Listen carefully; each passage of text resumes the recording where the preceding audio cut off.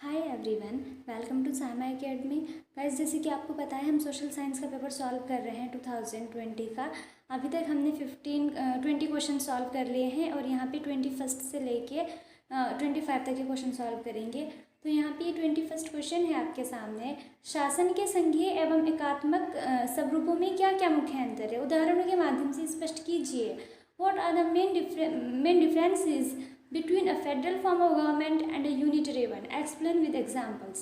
देखो, गवर्नमेंट के दो तरीके की गवर्नमेंट होती है, एक होती है फेडरल और एक होती है यूनिटरी। जो फेडरल सिस्टम होता है उसमें ये होता है कि सेंटर में तो गवर्नमेंट होती है, जैसे कि हमारे इंडिया में है, एक तो केंद्र सरकार है जिसका जो अध्यक्ष होता है यानी कि प्रधानमंत्री होता है, प्राइम मिनिस्टर, और फिर सब राज्यों की अपनी सरकार है जहाँ पे मुख्यमंत्री होते हैं। तो इस तरह का सिस्टम जहाँ पे जो सत्ता है वो बटी होती है केंद्र और राज्यों के बीच में, उसको फेडरल सिस्टम या संघीय व्यवस्था बोलते हैं। और कहीं पे ऐसा होता है जैसे ब्रिटेन में है, वहाँ पे प्राइम मिनिस्टर होता है, अलग अलग स्टेट के चीफ मिनिस्टर नहीं होते ऐसे, तो वहाँ पे सिर्फ केंद्र सरकार होती है, उसको बोलते हैं यूनिटरी सिस्टम यानी एकात्मक शासन व्यवस्था। ठीक है, तो देखो इसमें डिफरेंस करना है हमें। संघीय शासन व्यवस्था में देखो, पहले संघात्मक शासन में दोहरी शासन व्यवस्था होती है, एक केंद्रीय स्तर पर तथा दूसरी राज्य स्तर पर। ठीक है, ये बताया मैंने आपको अभी। जबकि एकात्मक शासन व्यवस्था में संपूर्ण शक्तियाँ केंद्र के पास होती है, राज्य वगैरह जैसी कोई सरकार नहीं होती वहाँ पे। फिर इस संघात्मक व्यवस्था में शक्तियां केंद्र तथा राज्यों में विभाजित होती हैं। अमेरिका, बेल्जियम तथा भारत में संघीय व्यवस्था है। जो शक्तियां हैं सत्ता की, वो केंद्र और राज्यों के बीच में डिवाइड होती हैं। कुछ पे राज्यों का कंट्रोल होता है, कुछ पे केंद्र का होता है, और अमेरिका, बेल्जियम और भारत इसके एग्जाम्पल हैं। जबकि एकात्मक शासन व्यवस्था में प्रांतों की शासन व्यवस्था केंद्र के अधीन होती है, राज्यों को भी केंद्र ही संभालता है, जैसे कि ब्रिटेन और श्रीलंका। संघात्मक शासन व्यवस्था में लिखित तथा कठोर संविधान का होना आवश्यक है, जैसे कि अमेरिका तथा भारत का संविधान है। कोई भी संघात्मक शासन व्यवस्था जहाँ पे है वहाँ का जो संविधान है वो लिखित होना चाहिए, लिखा हुआ होना चाहिए, और कठोर कानून होना चाहिए, संविधान कठोर होना चाहिए, जैसे कि अमेरिका और भारत। जबकि एकात्मक शासन के लिए संविधान का लिखित होना अनिवार्य शर्त नहीं है। ब्रिटेन में लिखित तथा लचीला संविधान है। ब्रिटेन का जो अलिखित आएगा यहाँ पे, ब्रिटेन का जो संविधान है वो अलिखित है, रिटन नहीं है, और लचीला है, मतलब इतना स्ट्रांग नहीं है। नेक्स्ट है, संघात्मक शासन व्यवस्था में दोहरा संविधान तथा दोहरी नागरिकता का प्रावधान होता है, परंतु भारत में संघीय शासन व्यवस्था होने के बावजूद भी एक नागरिकता तथा एक संविधान का प्रावधान है। कहीं पे भी बाकी दुनिया में तो अगर संघात्मक शासन व्यवस्था है जहाँ जहाँ पे उनका संविधान भी डबल होता है और नागरिकता भी डबल होती है। नागरिकता डबल होने का मतलब ये है कि अगर जैसे अभी आप इंडिया के सिटीजन हो और आप अमेरिका की भी नागरिकता लेना चाहो तो आप दोनों के नागरिक रहोगे। लेकिन इंडिया में क्या है कि अगर आप इंडिया के नागरिक हो, अगर आप अमेरिका की नागरिकता ले लोगे तो आप इंडिया की नागरिकता खुद ब खुद छूट जाएगी आपसे। तो अभी इंडिया की नागरिकता लेते हुए कोई दूसरे देश की नागरिकता नहीं ले सकता, इसको कहते हैं एक नागरिकता। जबकि जो एकात्मक शासन व्यवस्था होती है उनमें होता है कि एक ही नागरिकता होती है और एक ही संविधान होता है। लेकिन इंडिया में भी एक ही नागरिकता है और एक ही संविधान है, पर यहाँ पे संघीय शासन व्यवस्था है। इंग्लिश में देखो इसको फेडरल गवर्नमेंट सिस्टम और यूनिटरी गवर्नमेंट सिस्टम में। In federal government there is a dual system of governance, one at the central level and the other at state level. जो गवर्नमेंट के दो लेवल होते हैं, सेंट्रल लेवल पे और state level पे। जबकि यूनिटरी गवर्नमेंट में centre controls all the power, सारी की सारी पावर सेंटर के पास होती हैं। In a federal system the powers are divided between the centre and the state. There is a federal system in America, Belgium and India. Federal system में जो powers होती हैं डिवाइड हो रखी होती हैं सेंटर और स्टेट के बीच में। वहाँ पे प्राइम मिनिस्टर सेंटर को संभालता है और चीफ मिनिस्टर स्टेट को संभालते हैं, जैसे कि अमेरिका, बेल्जियम और इंडिया में। जबकि यूनिटरी सिस्टम में एडमिनिस्ट्रेशन ऑफ द प्रोविंसेस यानी स्टेट, प्रोविंस का मतलब तो state, is under the centre. State का जो वो होता है एडमिनिस्ट्रेशन, उसको भी सेंटर ही कंट्रोल करता है। Britain and Sri Lanka have unitary governments, इसके एग्जाम्पल है ब्रिटेन और Sri Lanka. It is necessary to have a written and rigid constitution in federal system of governance like the Constitution of America and India। जो वो होता है federal system में constitution का return होना जरूरी है और रिजिड एंड स्ट्रॉन्ग कॉन्स्टिट्यूशन होना चाहिए, जैसे कि अमेरिका और इंडिया में। जबकि यूनिटरी कॉन्स्टिट्यूशन में is not necessary to written and rigid for unitary governance. Unitary governance में कॉन्स्टिट्यूशन का रिटर्न और रिजिड होना जरूरी नहीं है। Britain has unwritten and flexible constitution, Britain इसका एग्जाम्पल है। In the federal system, dual constitution and dual citizenship is provided, but despite having a federal system of government in India, there is a provision for one citizenship and one constitution। Federal system में dual constitution होता है और dual citizenship मिल सकती है, लेकिन India federal government है India के अंदर, लेकिन फिर भी वहाँ पे एक ही सिटीजनशिप होती है और एक ही कॉन्स्टिट्यूशन है। जबकि यूनिटरी गवर्नमेंट सिस्टम में there is one citizenship and one constitution, वहाँ पे एक ही सिटीजनशिप होती है और एक ही कॉन्स्टिट्यूशन होता है। उसके बाद है हमारा 22वां क्वेश्चन, नदियों का जल प्रदूषित कैसे होता है, इस प्रदूषण को कम करने के उपाय सुझाइए। How does the water of river gets polluted, suggest the measures to be taken to minimise this pollution. यहाँ पे हमें वाटर पोल्यूशन के बारे में पूछा है, जल प्रदूषण की। देखो इसमें नदियों का दे के पूछ लिया आपको कंफ्यूज करने के लिए, चाहे नदियों का जल का प्रदूषण हो या समुद्र का हो या तालाब का हो, कैसा भी हो, जल प्रदूषण तो एक ही तरीके से होगा ना। जल प्रदूषण का मतलब तो जल प्रदूषण है ना। तो यहाँ पे हमें जल प्रदूषण के बारे में ही लिखना है। पहले हिंदी में देखते हैं इसको। नदियों का जल प्रदूषण एक प्रकार से जल प्रदूषण ही है। जल में अनेक प्रकार के खनिज, कार्बनिक एवं अकार्बनिक पदार्थ तथा हानिकारक पदार्थ घुले होने से जल प्रदूषित हो जाता है। ये प्रदूषित जल जीवों में विभिन्न प्रकार के रोग उत्पन्न कर सकता है। जो नदियों का जल का प्रदूषण की बात हो रही है वो भी यानी कि जल प्रदूषण ही है, जैसे नॉर्मल हम वाटर पॉल्यूशन करते हैं उसके बारे में बात करते हैं, है ना। तो जल में चाहे तो खनिजों, बहुत सारे कार्बनिक और अकार्बनिक बहुत हानिकारक पदार्थ उसमें जब घुल जाते हैं तो जल प्रदूषित हो जाता है, जिससे जीवों में बहुत तरह की बीमारियां पैदा हो जाती हैं। हमें ये बताना है कि होता कैसे है, यानी स्रोत बताने हैं उसके, और फिर उसको कम करने के उपाय बताने हैं। तो पहले होता कैसे है, देखो जल प्रदूषण के निम्नलिखित स्रोत हो सकते हैं। कृषि में प्रयोग किए गए कीटाणुनाशक तथा विभिन्न रासायनिक खादें। हम खेतों में कीटाणुनाशक यूज करते हैं, खाद डालते हैं, फिर वो जल में घुलते हैं तो उससे जल प्रदूषित होता है। सीसा, पारा आदि के अकार्बनिक तथा कार्बनिक पदार्थ जो औद्योगिक संस्थानों से निकलते हैं, जितनी भी फैक्ट्रीज होती हैं उनसे जितना भी कचरा निकलता है वो सब कहाँ जाता है, पानी में, है ना। उसको बहा देते हैं, वो तालाबों में, नदियों में जाता है, तो उससे वाटर पोल्यूटेड होता है। भूमि पर गिरने वाला तेल या वाहकों द्वारा ले जाया जाने वाला तेल तथा अनेक प्रकार के वाष्पीकृत होने वाले पदार्थ जैसे पेट्रोल, एथिलीन आदि वायुमंडल से द्रवित होकर जल में आ जाते हैं। वायुमंडल में भी जो भी वाष्पीकृत होने वाले पदार्थ हैं या तेल वगैरह है, कहीं पे भी जो तेल वाहक वो ले जा रहे हैं उनसे तेल का रिसाव होने लग जाए तो वो भी अल्टीमेटली जाके पानी में ही मिलता है, उससे भी प्रदूषित होता है जल। रेडियोधर्मी पदार्थ जो परमाणु विस्फोट आदि से उत्पन्न होते हैं और जल प्रवाह में पहुंच जाते हैं। जब भी कहीं परमाणु विस्फोट होता है या कोई परमाणु एक्सपेरिमेंट किया जाता है तो उनसे रेडियोधर्मी पदार्थ निकलते हैं और जब वो जल में पहुंचते हैं तो उनसे जल प्रदूषित होता है। वाहित मल जो मनुष्य द्वारा जल प्रवाह में मिला दिया जाता है, यानी जो सीवर का होता है उसको डायरेक्टली पानी में जाता है, वो तालाब में और फिर नदियों में जाता है, तो उससे भी जल प्रदूषित होता है। तो अभी हम इसको रोक कैसे सकते हैं, जल प्रदूषण की रोकथाम के उपाय। इसके लिए हमें क्या करना चाहिए, कूड़ा करकट, सड़े गले पदार्थ एवं मल मूत्र को शहर से बाहर गड्ढा खोदकर दबा देना चाहिए, यानी उनको डायरेक्ट हमें पानी में नहीं भेजना चाहिए। सीवर का जल पहले नगर से बाहर ले जाकर दोष रहित करना चाहिए, उसको शुद्ध करना चाहिए, बाद में इसे नदियों में छोड़ना चाहिए, डायरेक्ट नदियों में नहीं छोड़ना चाहिए, ठीक है। विभिन्न कारखानों से निकले जल तथा अपशिष्ट पदार्थ आदि का शुद्धिकरण आवश्यक है। कारखानों से, फैक्ट्री से जो भी जल और कचरा निकलता है उसका शुद्धिकरण होना चाहिए। उस जल को भी डायरेक्टली हमें अपने जो जल स्रोत है उनमें नहीं छोड़ना चाहिए।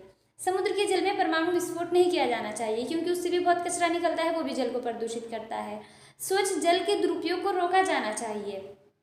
जो साफ पानी होता है उसको जो यूज़ करते हैं, बर्बाद करते हैं, ज़रूरत से ज़्यादा उसको बहाते रहते हैं, ऐसे उसको रोका जाना चाहिए। खेतों में तथा जल में कीटाणुनाशक दवाओं का कम से कम प्रयोग किया जाना चाहिए। और जो खेत में हम कीटाणुनाशक और रासायनिक खाद भी यूज़ करते हैं उनको भी कम से कम यूज़ करना चाहिए। देखो ये जल प्रदूषण का जनरल सा क्वेश्चन है, आप इसको बिना पढ़े भी खुद से लिख सकते हो। हमें पता है जल प्रदूषित कैसे होता है क्योंकि जूनियर क्लासेस से ये पढ़ते आ रहे हैं 6th 7th 8th में, ठीक है। अब इसको इंग्लिश में देखते हैं। Water pollution of reverse is a kind of water pollution, यानी रिवर्स का जो वाटर पॉल्यूशन है वो एक तरीके से वाटर पॉल्यूशन ही है, रिवर का कोई स्पेशल वाटर पॉल्यूशन नहीं होता। Water gets polluted due to many types of minerals, organic and inorganic substances and harmful substances dissolve in it.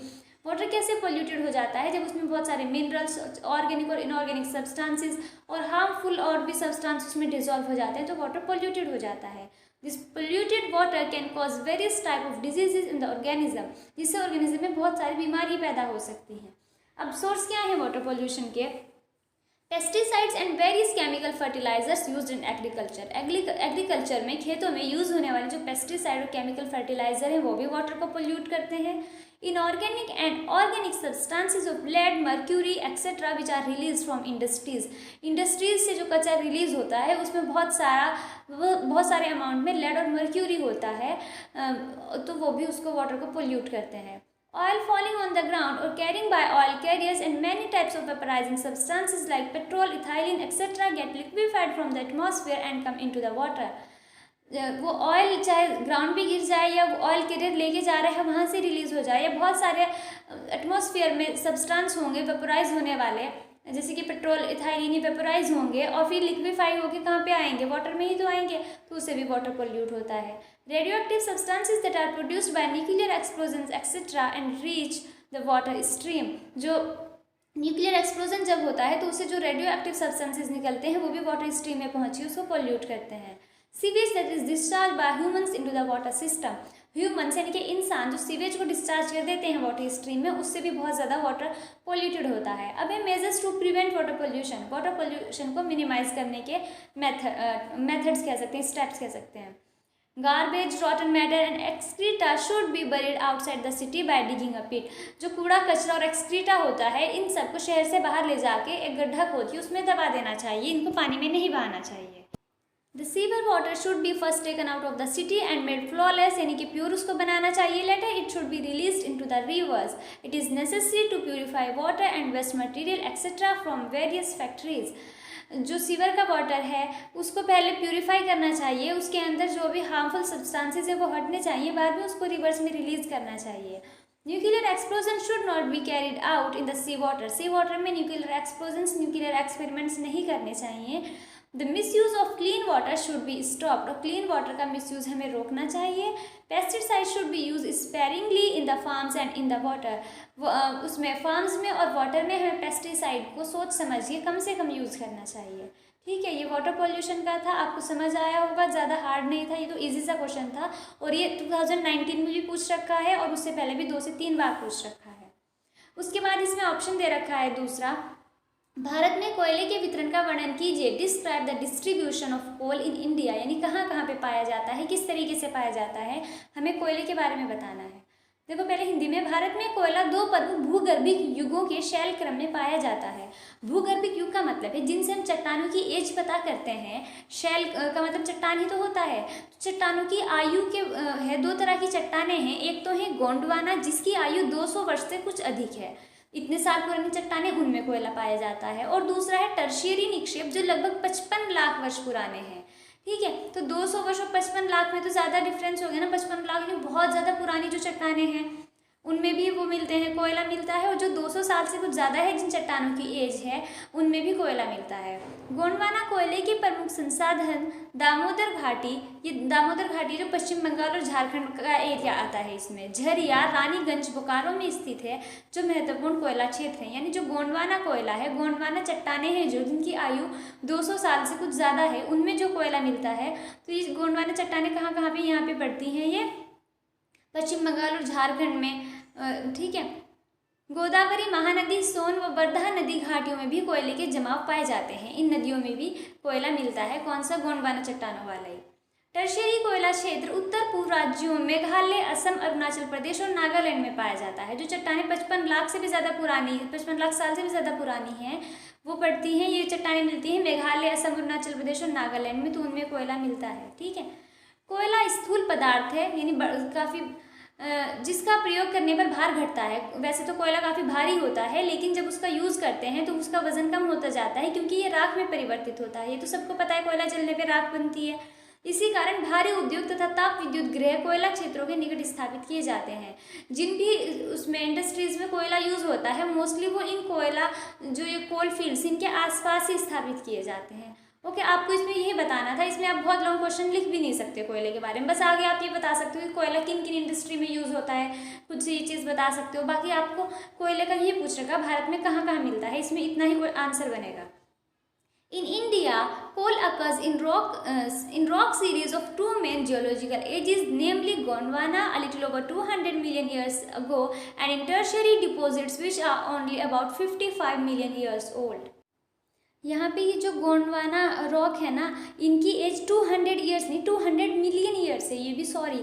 ठीक है, तो यानी गोंडवाना जो रॉक्स हैं वो ज़्यादा पुरानी हैं और जो टर्शियरी रॉक है वो पुरानी नहीं है इतनी. 200 मिलियन ईयर्स तो बहुत ज़्यादा होगा ना, 55 मिलियन ईयर्स से, ठीक है। The major resources of Gondwana coal which are metallurgical coal, यानी मेटलर्जिक में यूज़ होता है, धातु शोधन में यूज़ होता है, ये are located in Damodar valley, west Bengal और झारखंड में। Jharia, Raniganj, Bokaro are important coal fields. The Godavari Mahanadi, ये सब नदियों के नाम है, Godavari, Mahanadi, Son and Wardha valleys also contain coal deposits. Valley क्या होता है, जो दो पहाड़ियों के बीच में एक गहरी जगह होती है उसको बोलते हैं, जो माउंटेन्स के बीच की जगह को बोलते हैं। तो जो गोदावरी नदी है, महानदी, सोन और वर्धा नदी है, इनके आसपास भी कोल डिपॉजिट मिलते हैं। Tertiary coals occur in the north eastern state of Meghalaya, Assam, Arunachal Pradesh and Nagaland. Tertiary coal इन जगह भी मिलता है, ठीक है। Coal is a bulky material, काफ़ी बल्की होता है, जब इसको यूज़ करते हैं तो इसका वेट रिड्यूस होता है, ऐश बनती है, इसलिए जो हैवी इंडस्ट्रीज और थर्मल पावर स्टेशन होते हैं वो कोल फील्ड के पास ही बनाए जाते हैं। ओके इसके बाद है 23rd क्वेश्चन, लोकतंत्र किन परिस्थितियों में सामाजिक विविधता को संभालता है और उनके बीच सामंजस्य बैठाता है? What are the conditions under which democracies accommodate social diversities. हमें एक तरीके से यहाँ पे लोकतंत्र के लाभ बताने हैं, लोकतंत्र होने से क्या क्या फायदा होता है। लोकतंत्र निम्नलिखित स्थितियों में सामाजिक विविधता को संभालने का प्रयास करता है। विश्व के अधिकांश देशों में जिनमें लोकतांत्रिक व्यवस्था को अपनाया गया है, अनेक प्रकार की सामाजिक विविधता देखने को मिलती है। लोकतंत्र शांतिपूर्ण एवं सद्भावना के वातावरण में सामाजिक विषमताओं को उचित स्थान देता है, उन्हें अपनाता है। जैसे कि हमारे भारत में देखो कितनी सारी विविधता है, इतने सारे धर्म के, जाति के, अलग अलग रंग रूप के, सबकी भाषा अलग है, सबका कल्चर अलग है, ऐसे लोग रहते हैं। तो लोकतंत्र में लेकिन सबके लिए जगह है, ऐसा नहीं है कि जिनकी संख्या ज़्यादा है उनको ज़्यादा स्थान दिया जाएगा, सब धर्म को बराबर सम्मान मिलता है, सब भाषाओं को मिलता है ना। तो लोकतंत्र उन सबको जगह देता है, उन्हें अपनाता है, यानी हम सब चीज़ को मानते हैं कि ये हमारे भारत का हिस्सा है। ऐसा जब ही संभव है जब यहाँ पे लोकतांत्रिक व्यवस्था है। लोकतंत्र में वार्तालाप, विचार विमर्श तथा वाद विवाद के आधार पर निर्णय लिया जाता है। इससे लोगों के मध्य तनाव कम होते हैं, जिससे हिंसा भड़कने अथवा रक्तपात होने की संभावना कम हो जाती है। ऐसा नहीं होता कि हाँ भाई बस प्रधानमंत्री ने फैसला सुना दिया तो हो गया। अभी जैसे किसान आंदोलन था तो उसमें भी क्या है कि आंदोलन किया किसानों ने, है ना, इसका फिर सरकार ने कानून वापस ले लिया। तो उसका ये मतलब है कि लोकतंत्र में आपकी बात की वैल्यू है, आप जो कहते हो उसको स्थान दिया जाता है, फिर उससे हिंसा नहीं भड़कती। अगर सरकार एक तरफ से कानून पारित कर दे कि अब कोई इसका विरोध भी नहीं कर पाएगा तो फिर तो हिंसा भड़केगी ना। तो लोकतंत्र में ऐसा नहीं होता।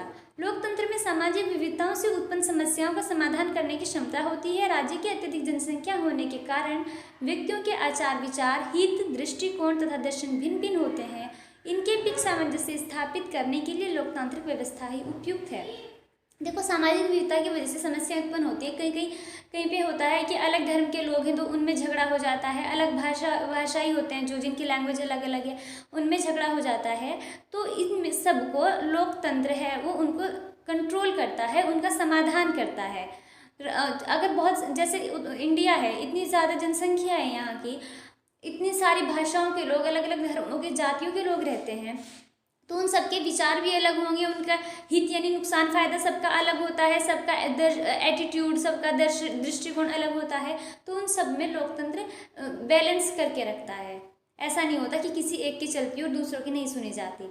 अलोकतांत्रिक सरकारें समस्या का समाधान शक्ति के बल पर करना चाहती हैं, जिससे समस्याएं सुलझने के स्थान पर और भी उलझती चली जाती हैं। जहाँ पे भी लोकतंत्र नहीं है वहाँ पे सिर्फ शक्ति का यूज़ होता है, जो एक बार राजा ने ऑर्डर दे दिया बस वही माना जाएगा।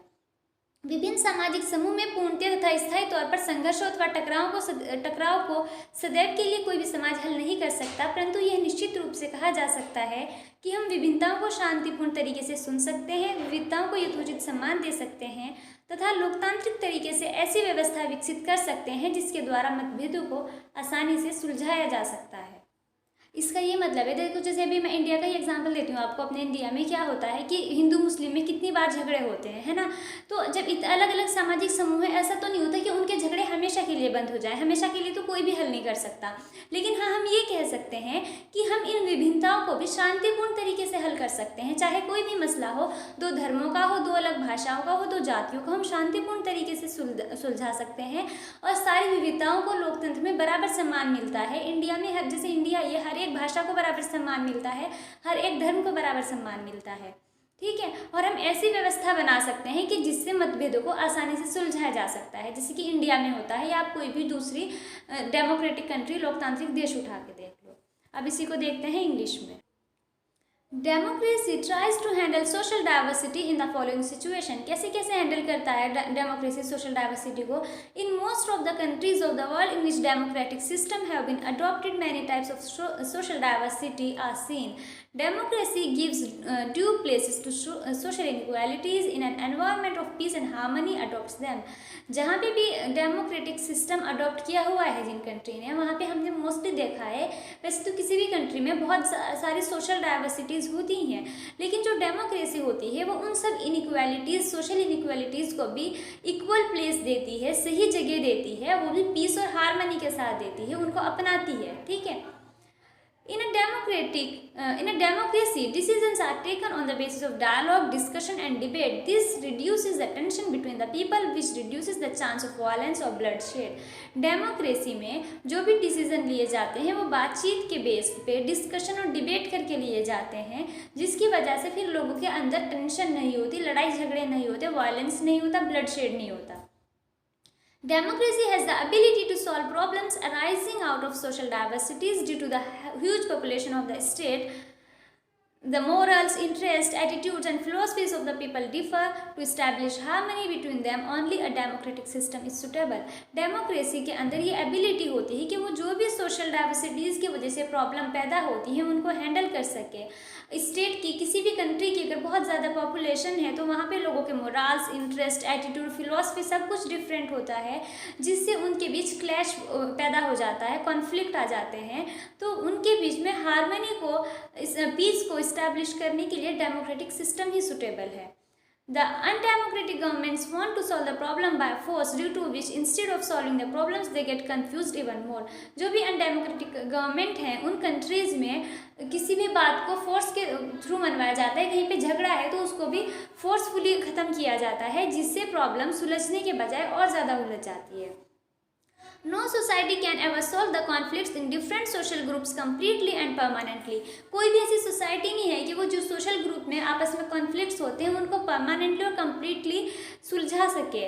But it can be said with certainty, लेकिन हम ऐसा ज़रूर कह सकते हैं कि we can listen to differences through peaceful means, give due respect to differences and democratically develop a system by which differences can be resolved easily। लेकिन हम ये कह सकते हैं कि हम उन सब डाइवर्सिटीज़ को, उन अलग अलग ओपिनियंस को सही जगह दे सकते हैं। डेमोक्रेसी में हम ऐसा सिस्टम डेवलप कर सकते हैं जिससे हम उन सब जो भी इनइक्वालिटीज़ हैं उनको पीसफुली रिजॉल्व कर लें, अपने झगड़ों को पीसफुली ख़त्म कर लें।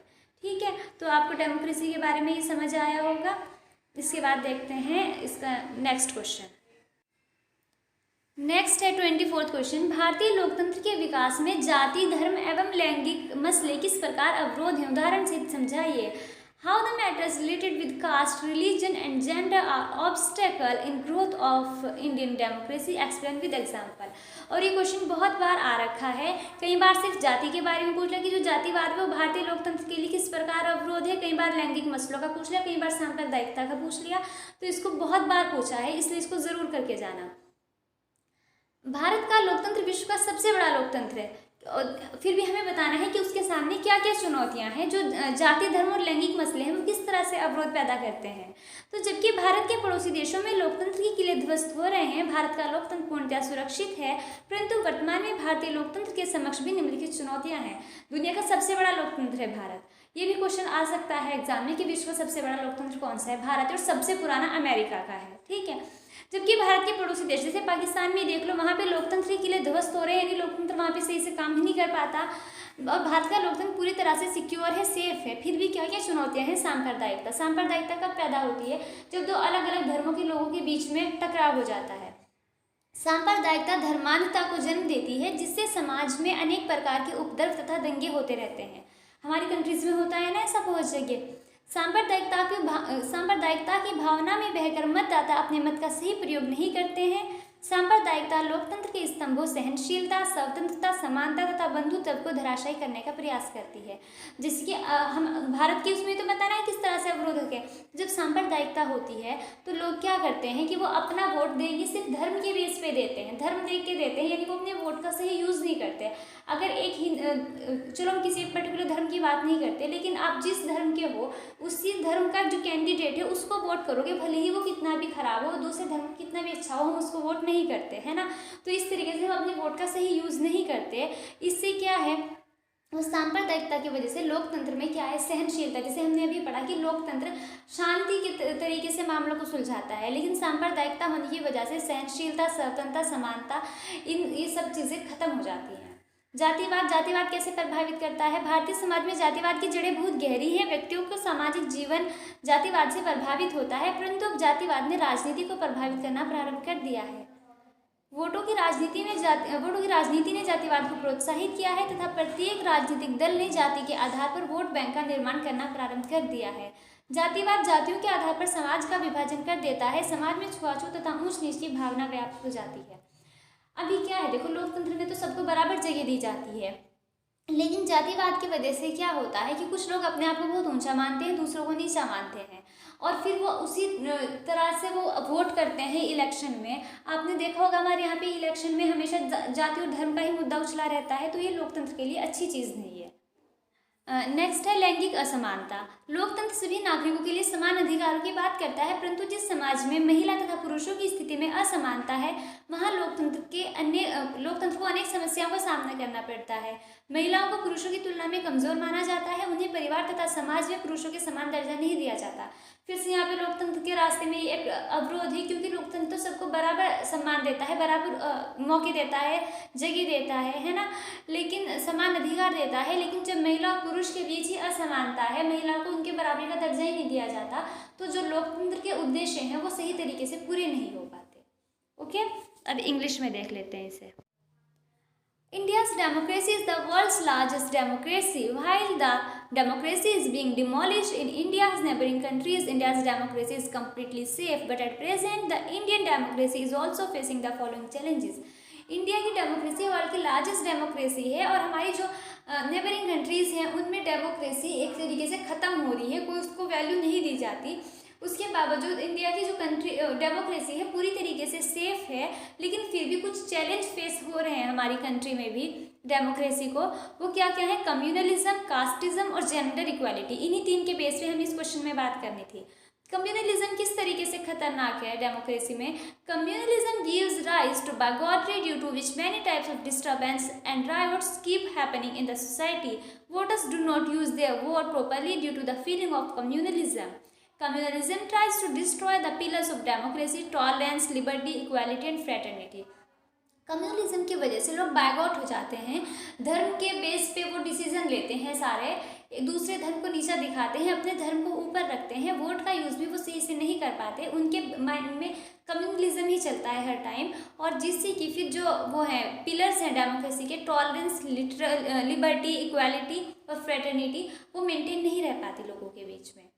कास्टिज्म से क्या फर्क पड़ता है? The roots of casteism in Indian society are very deep. The social life of individuals is affected by casteism, but now it has started influencing politics. India में कास्ट बहुत चलता है ना, किसी की लाइफ ऐसी नहीं है जिसपे कास्टिज्म का कोई फर्क न पड़ता हो, लेकिन दिक्कत की बात जब आती है जब ये कास्टिज्म पॉलिटिक्स को अफेक्ट करना शुरू कर दे. Casteism has been encouraged in the politics of votes and every political party has started building vote bank on the basis of cast.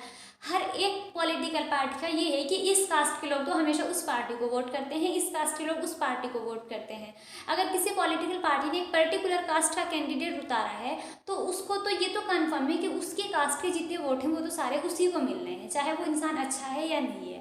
तो ये सही बात नहीं है. Casteism divides the society on the basis of caste. ये society को divide कर देती है कास्ट के बेस पे. The feeling of untouchability and high and low is prevalent in the society. और जो अनटचेबिलिटी और हायर कास्ट, लोअर कास्ट का जो सिस्टम है ये सोसाइटी में पूरी तरीके से फैल चुकी है. फिर जेंडर इनइक्वालिटी. जेंडर इनइक्वालिटी की वजह से क्या होता है? Democracy talks about equal rights for all citizens, but in a society where there is inequality in the status of women and men, democracy has to face many problems. Democracy में तो सबको बराबर राइट देने की बात की गई है, लेकिन जहाँ पे मैन और वुमेन को स्टेटस ही बराबर नहीं दिया जाता, तो वहाँ पे बहुत सारी प्रॉब्लम होती हैं। Women are considered weaker than man, they are not given equal status as man in the family and society. तो ये लोकतंत्र के लिए सही नहीं, ये लोकतंत्र के विकास में बाधक है ये चीज़। ठीक है, इसके अंदर ऑप्शन है फिर दूसरा, सामाजिक अंतर कब और कैसे सामाजिक विभाजनों का रूप ले लेते हैं। When does a social difference become a social division. देखो, हर एक समाज में बहुत अलग अलग तरह के लोग रहते हैं, इसकी बहुत सारे, उनका धर्म अलग है, उनका रंग रूप भी अलग है, उनका कल्चर अलग है, भाषा अलग है, जाति अलग है, लिंग अलग है, कोई महिला है कोई पुरुष है। तो ये तो सामाजिक अंतर है, सामाजिक अंतर होना बुरी बात नहीं है, लेकिन जब वो सामाजिक विभाजन का कारण बन जाए तो तब वो दिक्कत की बात हो जाती है।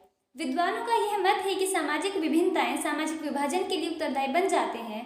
समाज में जन्म, लिंग, रंग, जाति, धर्म तथा क्षेत्र के आधार पर विभिन्नताएं विद्यमान होती हैं। व्यक्तियों, राजनीतिज्ञों, राजनीतिक दलों एवं सरकार की संकीर्ण मानसिकता उसे सामाजिक विभाजन का रूप प्रदान करती है। जो सामाजिक अंतर है उसके लिए हम सब की मेंटेलिटी, हम सब की जो नैरो मेंटेलिटी, छोटी सोच है, वो सब की जिम्मेदार है। हम उन सामाजिक अंतरों को सामाजिक विभाजन का रूप दे देते हैं। एक क्षेत्र के लोग अपने आप को अच्छा मानते हैं, दूसरों को गिरा हुआ मानते हैं। इसी तरह ये बात धर्म, जाति और लिंग सब पे होती है। जैसे पुरुषों को महान माना जाता है, स्ट्रॉन्ग माना जाता है सोसाइटी में, और महिलाओं को, लड़कियों को नहीं माना जाता। तो इससे सामाजिक विभाजन पैदा हो जाते हैं। यदि समाज में विद्यमान सामाजिक विभिन्नताएं दूसरी अनेक विभिन्नताओं से अधिक महत्वपूर्ण हो जाए तो स्थिति और भी गंभीर हो जाती है। अमेरिका में नीग्रो, अश्वेत लोग होते हैं अमेरिका में, उनको नीग्रो बोलते हैं, तथा गोरे लोगों के बीच काफी समय तक गृहयुद्ध चला। इस सामाजिक अंतर ने समाज के विभाजन की नींव डाली। तो इस तरह की बात, जैसे जो यूरोप की कंट्रीज में श्वेत अश्वेत, अफ्रीका वगैरह में ये चलते हैं, तो इनसे गृहयुद्ध तक हो जाते हैं और बहुत ज़्यादा देश को नुकसान होता है उनसे। भारत में भी जाति के आधार पर सामाजिक अंतर देखने को मिलता है। ये बात तो हमसे किसी से छुपी हुई नहीं है कि इंडिया में किस तरीके से जाति कार्ड खेला जाता है। जाति के आधार पर समाज में स्वर्ण जाति होती है जिसको सामान्य जनरल कास्ट बोलते हैं, अन्य पिछड़ी जाति यानी ओबीसी बोलते हैं, अनुसूचित जातियाँ जिनको एससी बोलते हैं, तथा अनुसूचित जनजातियाँ जिनको एसटी बोलते हैं। इन सब में कास्ट बटी हुई है। दलित आमतौर पर गरीब तथा भूमिहीन है, अतः उन्हें भेदभाव तथा अन्याय का शिकार होना पड़ता है। कैसे, जो कास्ट है, ठीक है, सबका स्टेटस अलग अलग है, सामाजिक अंतर है सब में, लेकिन हमने उनको, जो नीचे लोग हैं जिनका नीचा मान रखे हैं, उनको अलग कर दिया खुद से। जो हाई लोग हैं वो अपने आप को बहुत अच्छा समझते हैं, और जो दूसरे हैं उनको भेदभाव और अन्याय का सामना करना पड़ता है। कोई भी राष्ट्र, चाहे उसका आकार छोटा हो अथवा बड़ा, सभी में सामाजिक विभिन्नताएं विद्यमान रहती हैं। जैसे मैंने आपको भी बताया, हर एक कंट्री में होता है, ऐसा नहीं होता। कोई है ऐसी कंट्री की जिनमें एक ही धर्म के लोग, एक ही तरह के लोग हैं, बाकी सब कंट्री में सामाजिक विभिन्नताएं तो रहती हैं, जिससे सामाजिक विभाजन को जन्म मिलता है, सामाजिक विभाजन पैदा होता है। भारत बड़ा राष्ट्र है जबकि बेल्जियम छोटा राष्ट्र है, फिर भी इन दोनों में अलग अलग समुदाय के लोग निवास करते हैं और इनमें भी सामाजिक अंतर की वजह से सामाजिक विभाजन पैदा होता है। ओके, इंग्लिश में देखो, scholars think that social differences become responsible for social division. जो एक्सपर्ट्स हैं उनको ये बात मानने हैं, वो जो सोशल डिफरेंसेस हैं वो ही सोशल डिवीजन के लिए रिस्पॉन्सिबल होते हैं। Differences exist in the society on the basis of birth, sex, color, caste, religion and region. The narrow mentality of individuals, politicians, political parties and the government gives it the form of social division. जो ये differences हैं society में, इनको लोगों की narrow mentality, उसमें politician भी होते हैं, आम लोग भी होते हैं, पॉलिटिकल पार्टीज या गवर्नमेंट उसको सोशल डिवीज़न बना देती हैं, लोगों के अंदर भेदभाव करना सिखा देती हैं। If the social differences existing in the society become more important than many other differences, then the situation becomes even more serious. In America, there was a long civil war between Negro, black and white people. These social differences laid the foundation for the division of the society. जो social differences हैं, अगर ये बहुत ज़्यादा गहरे हो जाएं किसी सोसाइटी में, तो उससे बहुत खतरनाक, मतलब सिविल वॉर तक बात पहुंच जाती है, गृहयुद्ध तक बात पहुंच जाती है।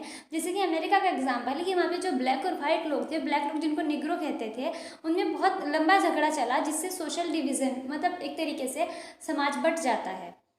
In India social differences are seen on the basis of caste. India में भी कास्ट के बेस पे सोशल डिफरेंसेस होते हैं। On the basis of caste the situation of division has arisen in the society into upper caste, other backward caste, schedule caste and schedule tribe. Caste के base पे जो ये cast का system है, इसी से डिवीज़न पैदा हो गया है। कुछ लोग अपर कास्ट के हैं, कुछ अदर बैकवर्ड के हैं, किसी को हम शेड्यूल कास्ट में रखते हैं, किसी को शेड्यूल ट्राइब में रखते हैं। Dalits are generally poor and landless, Dalit होते हैं मोस्टली पुअर होते हैं और लैंडलेस होते हैं, उनके पास ज़मीन नहीं होती। Ultimately they have to be victims of discrimination and injustice, तो उनको डिस्क्रिमिनेट किया जाता है। और ये हर एक लेवल पे जो भी सामाजिक अंतर है, जो अपने आप को हाई मानती है, वो अपने से लो वालों को डिस्क्रिमिनेट करते हैं हमेशा। Any nation, whether its size is small or big, social differences exist in all, which give rise to social division. चाहे कोई भी कंट्री हो, छोटी हो या बड़ी, उन सभी में सोशल डिफरेंसेस एग्जिस्ट करते हैं, जिससे सोशल डिवीजन पैदा होता है। India is a big nation while Belgium is a small. People of different community reside in these two nations. जैसे इंडिया बड़ी कंट्री है, वहाँ पे भी अलग अलग टाइप के लोग रहते हैं, तो वहाँ पे भी सोशल डिफरेंसेस क्रिएट होते हैं, और बेल्जियम जैसी छोटी कंट्री में भी क्रिएट होते हैं। ठीक है, अब है 25th क्वेश्चन। 25th क्वेश्चन है, लोकतंत्र में राजनीतिक दलों की अहम भूमिका का विस्तार से वर्णन कीजिए। Explain in detail the significant role of political parties in democracy. देखो कितनी बार रिपीट हो रखा है क्वेश्चन, 2010, 12, 13, 15, 17, 18, 20, बहुत बार आ रखा है। तो क्या होते हैं राजनीतिक दल? जैसे कि हमारे देश में political parties, Bharatiya Janata party, BJP है, कांग्रेस है, समाजवादी पार्टी है, बीएसपी है ना, ये होती है राजनीतिक पार्टी, राजनीतिक दल। राजनीतिक दल व्यक्तियों का एक ऐसा संगठन है जिनकी सामान्य विचारधारा तथा सिद्धांत होते हैं तथा जिनका उद्देश्य सामूहिक प्रयासों द्वारा सत्ता प्राप्त करना होता है। राजनीतिक दल राजनीति में सक्रिय रूप से भाग लेते हैं। जितनी भी ये पार्टी हैं, आप किसी को भी उठा लो, फॉर एग्जाम्पल बीजेपी है, उनकी अपनी एक अलग विचारधारा है, अपने अलग सिद्धांत हैं, और उनका मकसद तो क्या होता है, किसी भी तरीके से सत्ता प्राप्त करना होता है, सब मिलके पूरी पार्टी का, है ना। और ये राजनीति में सक्रिय होते हैं। राजनीतिक पार्टी तो राजनीति करती हैं। अब लोकतंत्र में क्या भूमिका है राजनीतिक दल की? लोकतंत्र शासन के लिए राजनीतिक दलों का होना अनिवार्य है, वरना कैसे इलेक्शन होंगे, कैसे गवर्नमेंट बनेगी। लॉर्ड ब्राइस के अनुसार प्रजातंत्र में राजनीतिक दल अनिवार्य हैं। कोई भी विशाल स्वतंत्र देश उनके बिना नहीं रह सका है। राजनीतिक दल का होना बहुत जरूरी है। कोई भी ये स्पष्ट नहीं कर सका कि उनके अभाव में प्रतिनिधियात्मक शासन किस प्रकार चलाया जा सकता है। प्रतिनिधियात्मक शासन का मतलब है कि जनता अपने प्रतिनिधि चुन के भेजती है, जो कि राजनीतिक पार्टी के सदस्य होते हैं। तो अगर राजनीतिक पार्टी नहीं होगी तो शासन कैसे चलेगा? कोई भी ये बात नहीं क्लियर कर सका आज तक। प्रजातंत्र रूपी इंजन को चलाने के लिए राजनीतिक दल पटरी के रूप में कार्य करते हैं। अगर प्रजातंत्र यानी कि लोकतंत्र एक इंजन है, तो राजनीतिक दल उसकी पटरी है, यानी इतना जरूरी है। अब प्रजातंत्र में, लोकतंत्र में क्या महत्व है इनका, राजनीतिक दलों का? स्वस्थ लोकमत का निर्माण, मतलब कि जो लोकमत है, एक तरीके से देश की जो सत्ता है वो स्वस्थ तरीके से बननी चाहिए। निर्वाचनों का संचालन करना, यानी इलेक्शन कराना, सभी वर्गों के हितों का प्रतिनिधित्व करना, चाहे वो किसी भी धर्म के, जाति के हैं, किसी भी क्षेत्र के हैं, सबका प्रतिनिधित्व करना, सबका को फायदा पहुंचाना, मतों एवं सिद्धांतों का प्रचार एवं प्रसार करना, सरकार का निर्माण और संचालन करना। राजनीतिक पार्टी ही तो सरकार बनाती हैं जब वो जीत के आती हैं। शासन सत्ता को मर्यादित रखना, मतलब जो सत्ता का शासन है, शासन की मर्यादा को भंग ना होने देना, सही से काम करना। शासन के विभिन्न अंगों में समन्वय स्थापित करना, चाहे वो कार्यपालिका, विधायिका, न्यायपालिका है, उन सब में समन्वय, कॉपरेशन इस्टेब्लिश करना।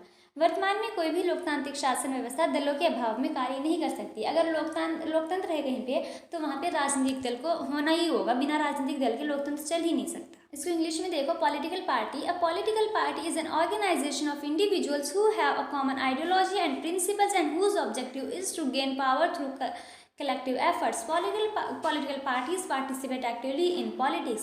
पॉलिटिकल पार्टी ऑर्गेनाइजेशन होता है लोगों का, जिनके कॉमन आइडियोलॉजी होती है, कॉमन थिंकिंग होती है, उनके अपने प्रिंसिपल्स होते हैं, और जिनका ऑब्जेक्टिव पावर को हासिल करना होता है, सत्ता को हासिल करना होता है थ्रू कलेक्टिव एफर्ट। सब जितने भी पार्टी के अंदर लोग हैं, सब मिलके उनकी यही एक वो होती है, टारगेट होता है कि उनको पावर चाहिए। Political parties participate actively in politics, और वही पॉलिटिक्स में पार्टिसिपेट करती हैं। Role of political parties in democracy. Political parties are essential for democracy to rule. Democracy में पॉलिटिकल पार्टीज का होना इसेंशियल है। According to Lord Bryce, political party is essential in a democracy. No huge independent country could live without them. कोई भी country बिना, अगर democratic country है तो बिना पॉलिटिकल पार्टी के नहीं चल सकती वो। No one has been able to explain how representative government can be run in their absence. कोई भी इस बात को एक्सप्लेन नहीं कर सका कि जो रिप्रेजेंटेटिव गवर्नमेंट है, यानी लोग जहाँ पे अपने रिप्रेजेंटेटिव चुन के भेजते हैं, वो बिना पॉलिटिकल पार्टीज के एब्सेंस में, बिना पॉलिटिकल पार्टीज के कैसे काम करेगी। Political parties act as a track to drive the engine of democracy. Democracy का जो इंजन है उसके लिए पॉलिटिकल पार्टीज एक ट्रैक की तरह है, in brief the following are the important of importance of political parties in democracy. क्या क्या मेन इंपॉर्टेंट बातें हैं पॉलिटिकल पार्टीज का जो रोल है डेमोक्रेसी में? बिल्डिंग हेल्दी पब्लिक ओपिनियन, जो पब्लिक ओपिनियन है हेल्दी होना चाहिए, सही तरीके से होना चाहिए। कंडक्ट इलेक्शन कंडक्ट कराना। Representing the interest of all classes, जितने भी समाज में वर्ग हैं, क्लास हैं, सबके इंटरेस्ट को ध्यान में रखना। Propagation and dissemination of ideas and principles, अपने आइडियाज़ और प्रिंसिपल को लोगों तक पहुंचाना। Form and administer the government, सरकार बनाना और उसको चलाना। Governing authority, coordinating the various organ of government, जो गवर्नमेंट के अलग अलग ऑर्गन हैं उन सब में कोऑपरेशन और कोऑर्डिनेशन होना चाहिए। At present no democratic government system can function in the absence of parties, parties के एब्सेंस में कोई भी डेमोक्रेटिक कंट्री फंक्शन नहीं कर सकती, वहाँ पे रूल नहीं चल सकता। ठीक है, समझ आया आपको? ये इस वीडियो में 25 भी क्वेश्चन होने थे। आई होप आपको ये सब समझ आया होगा। अच्छे से आप देखें इसको और अपनी तरीके से बातों को समझने की, लिखने की कोशिश करना। ठीक है, thank you so much for watching.